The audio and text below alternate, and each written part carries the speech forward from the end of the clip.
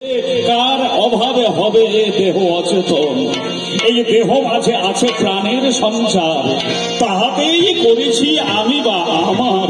দেহ হতে প্রাণ চলে গেলে হব সবাকার, তখন কোথাকার কেবা রবে ধন জন। আমি বুঝতে পারিনি এই আমি কি সেই আমি।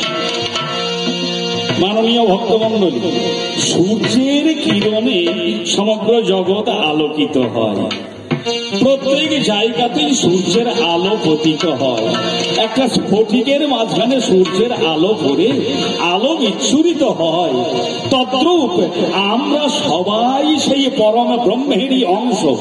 খুব চিন্তা করতে হবে, পরম ব্রহ্মের অংশ। ক্ষুদ্র জীবাত্মা রূপে প্রত্যেকটা জীবের এই হৃদয়ে ঘটে গোবিন্দের বা ভগবানের বা পরম ব্রহ্মের অংশ কণাগুলো বিদ্যমান।